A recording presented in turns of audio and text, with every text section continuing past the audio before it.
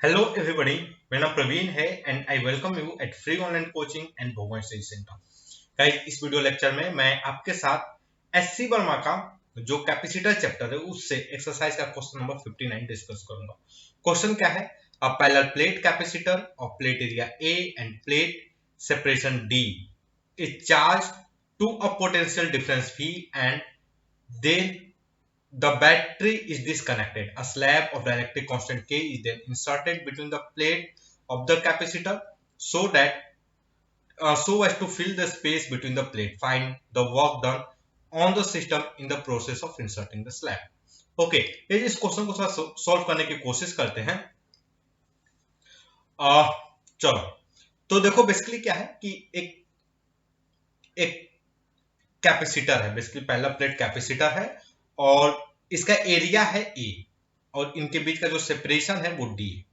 Okay, this separation is D और इसको एक बैटरी से ये कनेक्टेड है। इनिशियली ये V वोल्ट की एक बैटरी से कनेक्टेड है। ओके, ये चार्ज हो जाता है। चार्ज होने के बाद हम इसको क्या करते हैं? डिस्कनेक्ट करते हैं। हमने इसको क्या किया? डिस्कनेक्ट कर दिया। ओके, डिस्कनेक्ट करने के बाद इसमें एक डाइलेक्ट्रिक मटेरियल भरा। ओके, ये पूरे स्पेस में, ये जो पूरा स्पेस है इसमें क्या भर दिया हमने? Dielectric material. ओके, और जो इसका डाइलेक्ट्रिक कांस्टेंट क्या है? के। ठीक ना?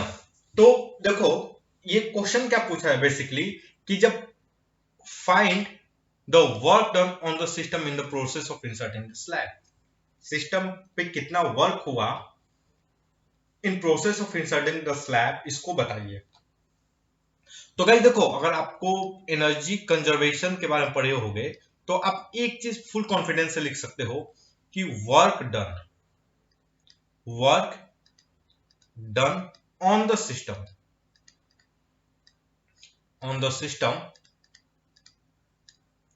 is equal to change in energy।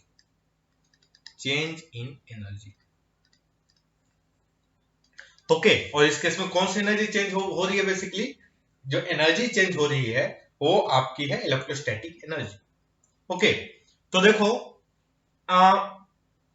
अच्छा देखो, इसमें इंसर्ट कर दिए तो एक चीज बताओ, ये जो प्लेट है इस पे चार्ज कितना रहेगा? ये जो प्लेट है इस पे चार्ज कितना रहेगा? मतलब डिस्कनेक्ट, इसको इंसर्ट करने से पहले कितना चार्ज था? क्यू।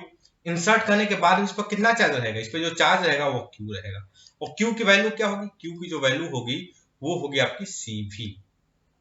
ओके, और सी की वैल्यू क्या है? C is equal to basically A epsilon naught by D. I hope आप इसको तो फुल कॉन्फिडेंस में लिख सकते होगे और इसको तो कोई डाउट ही नहीं होगा, मुझे आपकी काबिलियत पर पूरा फुल भरोसा है। Okay,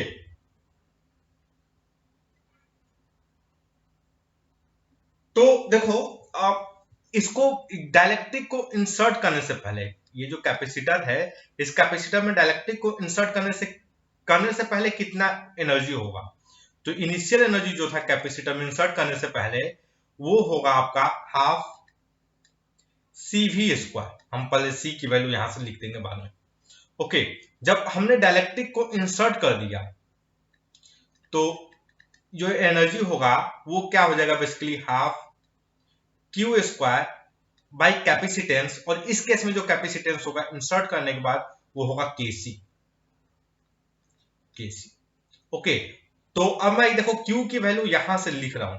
so what will be this? 1/2 CV² divided by K। Okay, C से C कैंसिल हो जाएगा तो CV² divided by K। So guys देखो, चेंज इन एनर्जी कितना हुआ? सो चेंज इन एनर्जी वो बेसिकली क्या हो गया? E2 minus E1, final energy minus initial energy, that will be 1/2 CV², 1/K minus 1। I hope आप इससे एग्री करोगे। Okay, and what is C here? The C here is basically A epsilon naught by D। तो मैं यहां पर C की value लिख देता हूं। So 1/2 A epsilon naught V² by D into 1/K minus 1। Okay, this is the basically change in energy, change in energy. और ये चेंज इन एनर्जी ही क्या होता है basically, work done, work done on the system. Okay, work done on the system. Okay, आप ध्यान से देखोगे तो मोस्ट ऑफ द टाइम जो के की वैल्यू होती है 1 से ज्यादा होती है। Okay, most of the time जो के की वैल्यू होती है क्या होती है, 1 से ज्यादा होती है।